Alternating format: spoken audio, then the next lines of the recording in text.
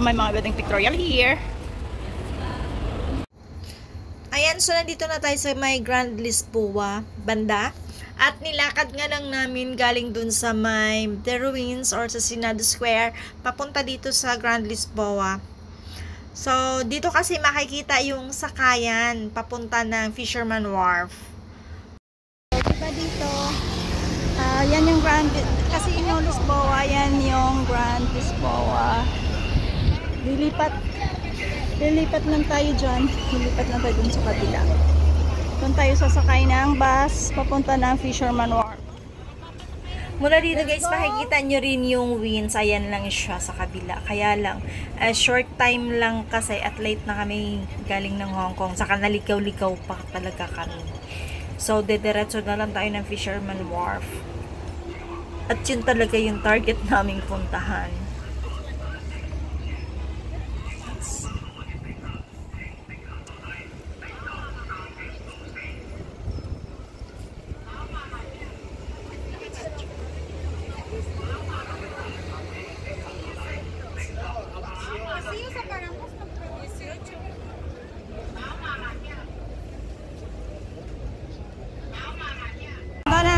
Fisherman Wharf is 3A from anywhere. Makikita nyo. And pababa dito sa Fisherman Wharf.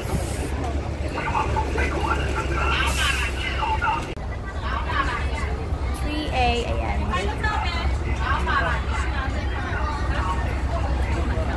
Bababa kami ng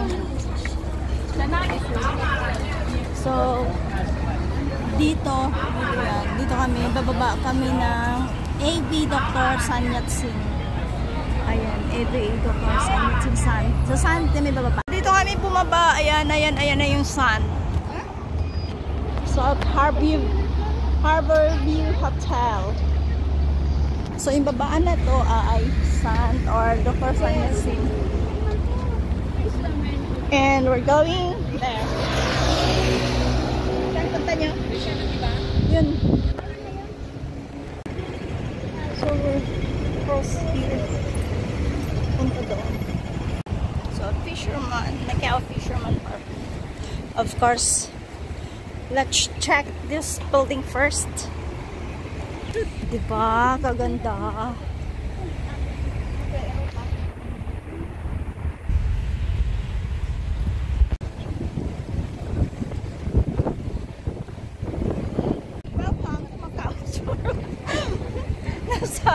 Nasa ano na kami guys, hapon na bago namin narating yung Fisherman Wharf kasi nga galing kanina sa port is naliligaw kami.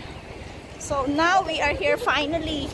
That so close na dyan. We have to go there in the proper way. Oh my god, it's so nice. Ang ganda naman. Ang ganda naman here.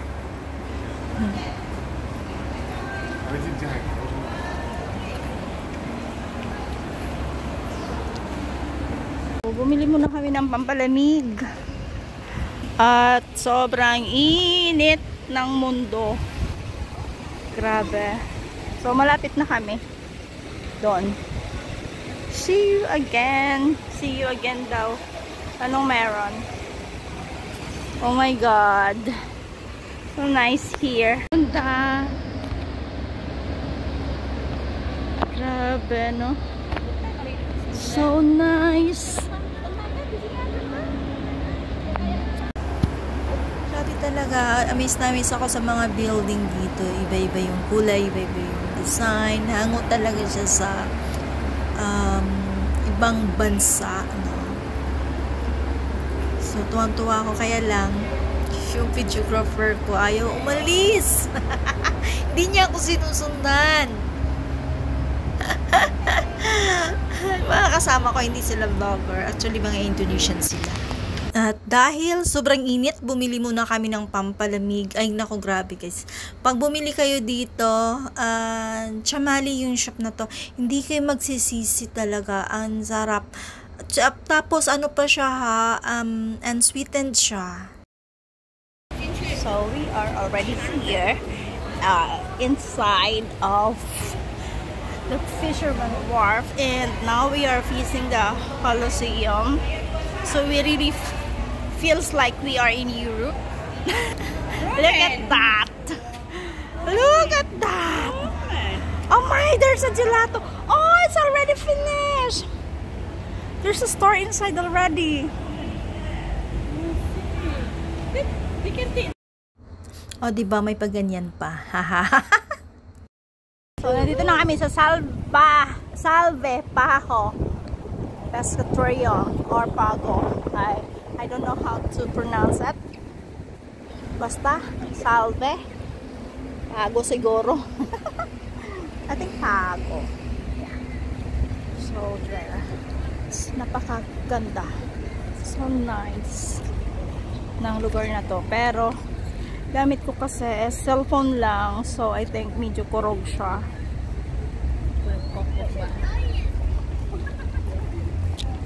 Grandstand nila, saka yung stage nila dyan is sira na. Oh yeah. This is about the theater, right? Yeah.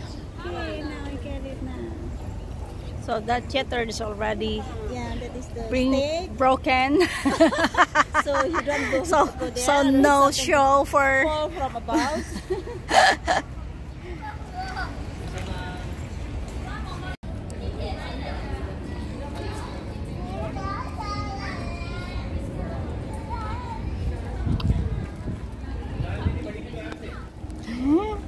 ayaw mag-GoPro, guys. Nakakatamad kasing mag palit-palit ng tawag na to, ng SD card. Diba? Sige. You want? Okay. But wait. I have to. Kids.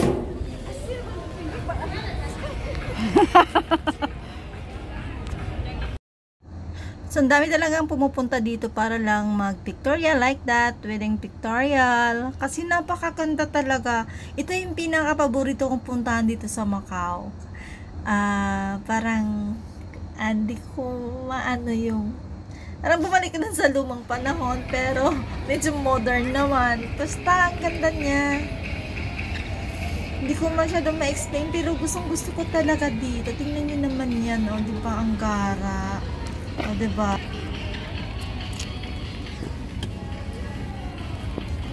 Sa Ami, trip niya. Kita nyo yan, this very old building na.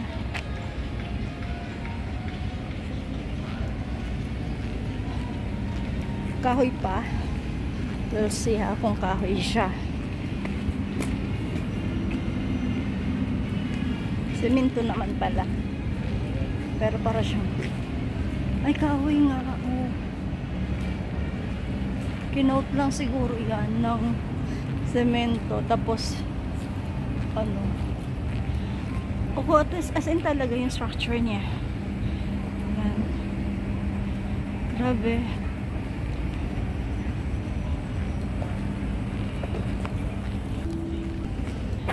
So, ito ang aming sa likod.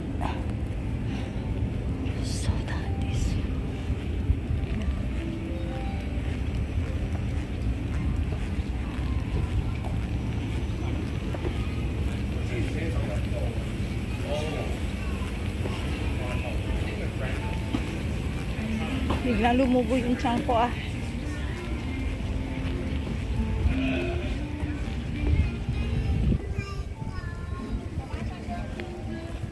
Emily? Go there. Wow, it's so nice. Can you take a photo? Oh my God! Look at that! Yan! Akala mo old building talaga oh. Kaganda. Pero may toilet dyan. So, ito yung nakikita natin sa kabila. Di ba yung sa kabila kanina? Bidog na bidog yung sand. Pero dito siya makikita sa loob na Fisherman Wharf. Ang ganda niya. So, ngayon tapos na kami mag-ikot-ikot dito sa Fisherman Wharf. So, ngayon babalik na kami doon sa sakayan ng bus para pupunta kami ng The Venetian. So, sumunod dito guys, balik na naman ng Lisboa kung gusto nyong mag-The Venetian kasi walang sakayan dito papunta ng The Venetian. So kami, nag-taxi kami kasi naikot na namin walang masakyan. So para makasave kami ng oras, nag-taxi na lang kami $80. So yun lang guys ang ating gala dito sa Fisherman Wharf. Thanks for watching. See you sa The Venetian.